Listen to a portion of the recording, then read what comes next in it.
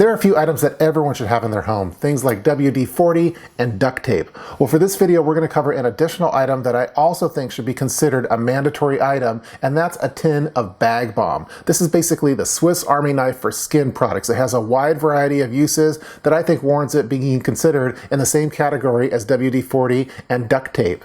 So Bag Balm is most commonly used as a treatment for chapped and irritated skin, but it's also a sworn remedy for a wide variety of other things, such as chapped lips, cracked skin, saddle sores for bicyclists, eczema, skin burns from radiation therapy, diaper rash, shaving lotion, and more. It has an extremely long shelf life. A single tin will last you for many years, and if you have a cut, just put some Bag Balm on it. If you have dry skin, put some Bag Balm on it. If you got a burn, put some Bag Balm on it. And if your infant has a bad case of diaper rash, put some Bag Balm on it.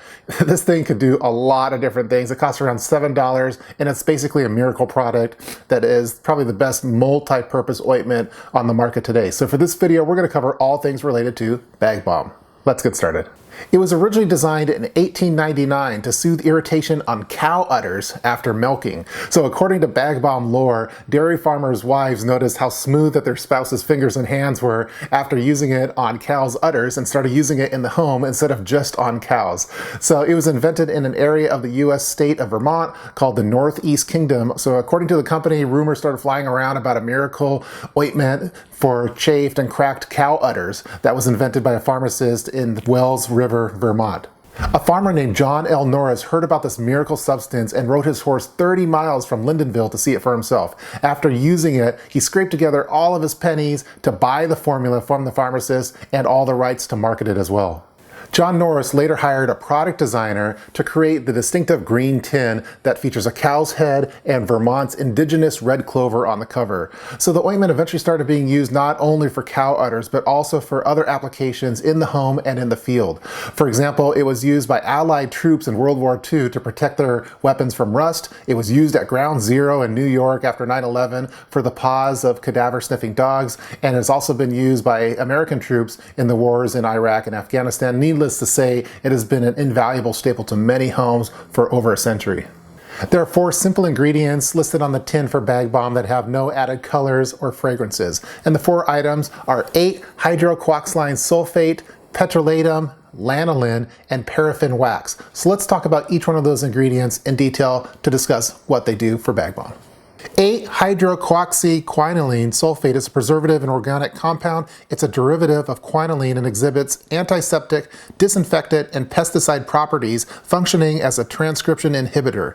Transcription inhibitors can be used as antibiotics against, for example, pathogenic bacteria and fungi. It is used as a stabilizer for hydrogen peroxide, where it is sometimes added in cosmetic products and has a slight yellow color.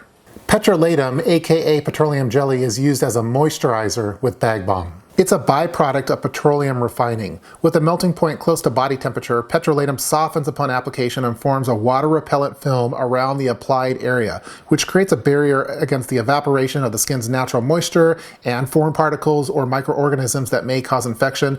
Petrolatum in itself is colorless and odorless, and it has a very long shelf life. Lanolin is a wax that is secreted by the fat glands of wool-bearing animals like domestic sheep and is used in Bag Balm to soothe and soften skin. Lanolin's role in nature is to protect wool and skin from climate and the environment. It has a waterproofing property that aids sheep in shedding water from their coats. Lanolin is commonly used as a moisturizer to treat or prevent dry, rough, scaly, itchy skin and minor skin irritations. In Bag Balm, it is what is used to soothe and soften the skin, but be warned, it does smell a little bit like sheep. Paraffin wax helps bind the ingredients together. It is a white or colorless soft solid wax. It is made from saturated hydrocarbons. It's often used in skin softening salon and spa treatments on the hands, cuticles, and feet because it's colorless, tasteless, and odorless. It could also be used to provide pain relief for sore muscles and joints.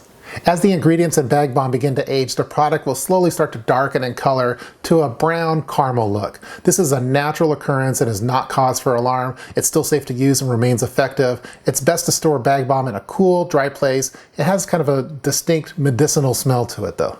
In the past, Bag Balm used to contain 0.005% mercury from ethylated sterols. Back in the day, mercury was used in many products as an effective antiseptic. Mercury is no longer used as an ingredient in Bag Balm as of the early 1970s.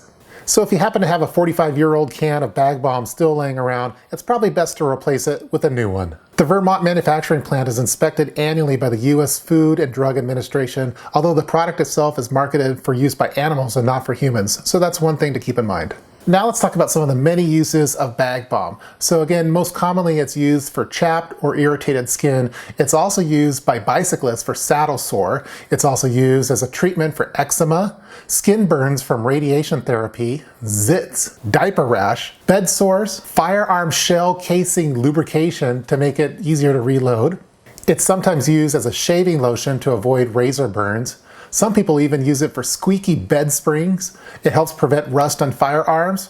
It can lubricate dry dog noses and paws.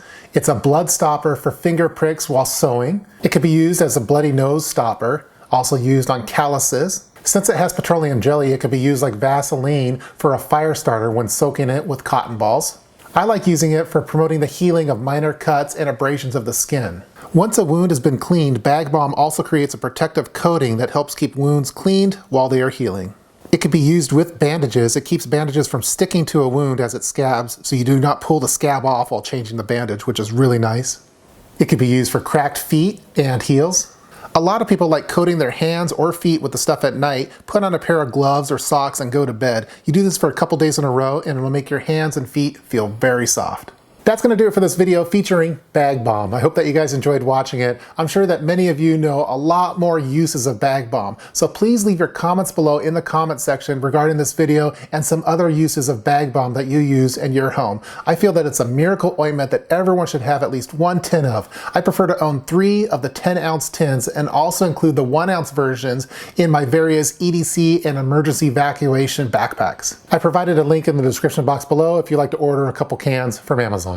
So in your home, you should have duct tape to make things stick, WD-40 to make things slick. You should also have Bag Balm in your home as an indispensable, multi-purpose miracle ointment. You will not regret it. Please leave your comments below in the comment section regarding this video, and I hope they enjoyed learning a little bit more about Bag Balm. See you guys next time.